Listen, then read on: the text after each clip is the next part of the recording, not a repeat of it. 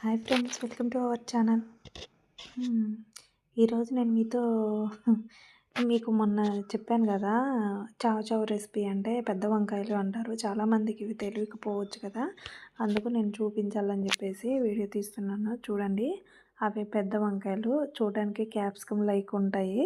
లోపల గింజలు మామిడికాయ, పచ్చి మామిడికాయ గట్రా కట్ చేస్తే దాంట్లో లోపల లేత సీడ్ ఉంటుంది కదా, అట్లా ఉంటుంది. అది కట్ చేసుకొని చూసిర్రా, సొరకాయ కర్రీ ఉన్నది. పెప్పర్ది చావ్ చావ్ రెసిపీ ఇది నేను చేస్తుంది ఈరోజు. ఇంతకుముందు మీకు అప్లోడ్ చేసింది అది విత్ గ్రేవీ రెస్టారెంట్ స్టైల్లోనే. ఇది నేను ఈరోజు పెప్పర్ తోటి చేస్తున్నాను. ఓన్లీ మంచి హాట్గా బాగుంటుంది. ఒకసారి అయితే ట్రై చేయండి. మ్యాక్సిమం చాలామందికి తెలియకపోవచ్చు అని చెప్పేసి నేను వీటిని వీడియో పర్టికులర్గా ఆల్రెడీ షార్ట్ వీడియో కూడా నేను అప్లోడ్ చేశాను. అది చాలా పీల్ తీసేది కానీ ఎట్లా అది క్లీన్ చేసుకోవడం కానీ అదైతే నేనైతే అప్లోడ్ చేయడం జరిగింది.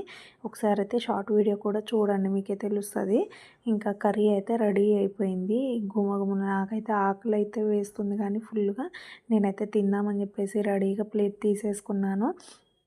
ఇంకా మనకి ఒకటే అయితే పోదుగా, కొంచెం డిఫరెంట్గా అదొకటి అన్నట్టు నేనైతే ఇంకా కొంచెం మటన్ కర్రీ అండ్ పులిహోర, తాలింపన్నము కొంచెం వేసుకున్నాను. వేడి రైస్ అండ్ ఇప్పుడే ఫ్రెష్గా ప్రిపేర్ చేసిన మీ ముందే చూపించాను కదా, చావ్ చావ్ రెసిపీ. పెద్ద వంకాయలు అంటారు, తెలియని వాళ్ళకి మళ్ళీ ఇంకో పెద్ద వంకాయలని కూడా అంటారు దీన్ని.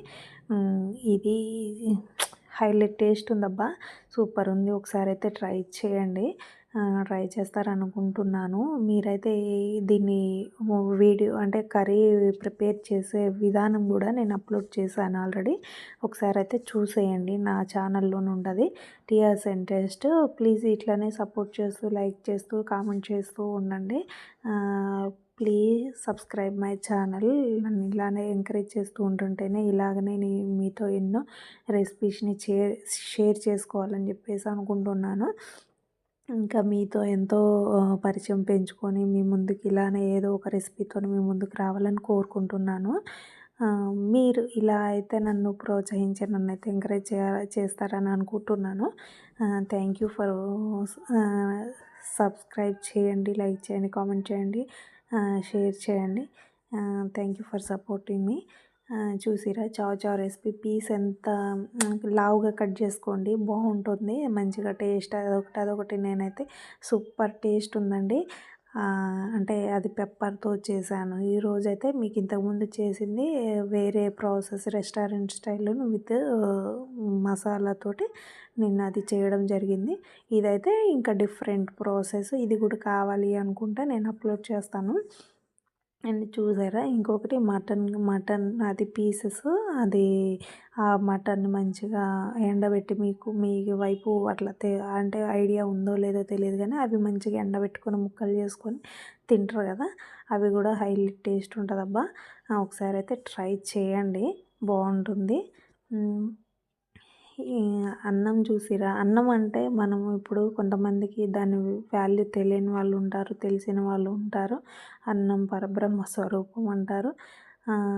దాన్ని మనం ఎంతో కష్టపడితే కానీ అది మన దగ్గరికి రాదు. చాలామంది దానికోసం కష్టపడి ఇంకా ఎన్నో వాళ్ళ శక్తి మేరకు వాళ్ళు కష్టపడితేనే ఈ అన్నం మెతుకు మన దగ్గరికి, మన నోటి దగ్గరికి వస్తుంది. మనం ఇలా కూర్చొని తింటున్నామంటే ఎక్కడో ఎవరో కష్టపడుతున్నారు కాబట్టి మనం అదే మెతుకుని తెచ్చుకొని మనం ఇక్కడ కొనుక్కొని తినగలుగుతున్నాము. నాకు మా నాన్నగారు వ్యవసాయం చేస్తారు. మంచిగా రైస్ అయితే నాకు ఎప్పటికీ వాళ్ళే పంపిస్తూ ఉంటారు. మంచిగా అదే తింటాం. మాకు ఈ దాని విలువ కూడా తెలుసు, ఎందుకంటే మా నాన్నగారి తరపు నుంచి మాకు తెలుసు కాబట్టి మా వాళ్ళు ఎంత కష్టపడుతున్నారు అన్నది మాకు తెలుసు. అందుకే మీరు కూడా ఎవరైనా గుర్తుపెట్టుకొని, అన్నం తింటున్నాం, మనం ప్లేట్లో అన్నం పెట్టుకుంటున్నామంటే దాన్ని మన దగ్గరికి అన్నం ముద్దను తీసుకురావడం కాదు, మనమే అన్నం ముద్ద దగ్గరికి వెళ్ళి తీసుకొని తినాలి. చూసిరా, ప్లేట్ చక్కగా కింద పెట్టేసుకొని దాని దగ్గరికి వంగుకొని మంచిగా మనమే తినాలి, మనమే ముద్ద దగ్గరికి వెళ్ళాలి. అంతేగాని ముద్ద తెచ్చుకొని ముద్ద దగ్గరికే మనం రావాలి, ప్లేట్ మన దగ్గరికి రాదు. ఎప్పుడైనా గుర్తుంచుకోండి. చక్కగా ఇట్లా కూర్చొని మంచి కింద ప్లేట్ పెట్టేసుకొని మంచిగా దాన్ని ఆస్వాదిస్తూ మంచిగా కొంతమందికి తింటున్నాం కదా మనం, మనకు వస్తుందిగా మనం తినాలి ఈ అహంకారంతోటి కొంచెం ఆ అన్నం విలువ తెలియకుండా బిహేవ్ చేస్తారు. అట్లా అవసరం లేదండి. మనం అన్నం మనకి దొరికిందంటే మనం ఎంత పుణ్యం చేసుకుంటే కానీ అది మనకు దొరికింది కాదు. ఎందుకంటే రోడ్ల పక్కన ఎంతోమంది అదే ఆకలికి అదే అన్నం లేకుండా ఎంతో ఆకలితో కష్టపడుతుంటూ వాళ్ళు ఎంతో ఉంటారు కదా, కడుపు మార్చుకుంటూ ఆ పస్తులు అవి వాళ్ళకి దొరకదు కాబట్టి వాళ్ళకి ఇంకా బాగా తెలుస్తుంది ఆ వాల్యూ. తెలిసిన వాళ్ళు ఏం చేస్తారంటే పడేయడం అట్లా దాని విలువ తీసేస్తారు. అలా ఉండకూడదండి. అసలు మనకి ఆ అన్నం మెతుకు దొరికిందంటే మనం ఎంతో పుణ్యం చేసుకుంటే కానీ మనకి దొరికింది కాదు. గుర్తుపెట్టేసుకోండి. ఇంకా చూసిర్రా, నాకైతే అబ్బా తాలింపు అన్నం సూపర్ కుదిరింది, మస్తు టేస్టీగా ఉంది. ఒకసారి అయితే ఎప్పుడైనా మనకి ఒక్కటే అంటే తినాలనిపించదు. డిఫరెంట్ డిఫరెంట్ ఐటమ్స్ ఉంటే కానీ అదొకటి తినాలి అనిపిస్తుంది. నాకైతే మటన్ కర్రీ అయితే సూపర్ కుదిరింది. అండ్ దానికి మించి చావ్ చావ్ రెసిపీ కూడా హైలైట్ కుదిరింది. ఇంకా నేను కొంచెం దాంట్లోనే తాలింపు అన్నము అండ్ వేడి వేడి వైట్ రైస్. ఈ ఇంతకు మించి ఏం కావాలండి అస్సలు. కొన్ని కొన్ని పరిస్థితుల్లో కానీ కొన్ని కొన్ని సిచ్యువేషన్స్ కొన్ని కొన్ని కొన్ని ఆలోచిస్తే అస్సలకి అవి ఎందుకు మనని ఇట్లా వెంటాడతాయి. చాలామంది పాపం అనిపిస్తుంది రోడ్ల పక్కన వాళ్ళని చూసినా, ఎందుకా ఇట్లా అనిపిస్తుంది. మనం ఇలా ఈరోజు కడుపు నిండుగా తింటున్నామంటే దానికి ఒక కారణం. మనం ఏదో పుణ్యం చేసుకున్నాము అంతే. ప్రతి ఒక్కరి కష్టం వెనుక ప్రతి ఒక్కరికి ఏదో ఒక ఫలితం ఉంటుంది. అన్నాన్ని అయితే ఎప్పుడు వేస్ట్ చేయకండి. అండ్ దాని విలువను తీయొద్దు. తెలియని వాళ్ళని అడగండి, దాని విలువ చెప్తారు. నన్ను ఇలాగే thank you for watching my channel. Please support my channel. Like చేయండి, సబ్స్క్రైబ్ చేయండి, కామెంట్ చేయండి, షేర్ చేయండి. ఇలాగే నన్ను ఎంకరేజ్ చేస్తూ సపోర్ట్ చేస్తారని కోరుకుంటున్నాను.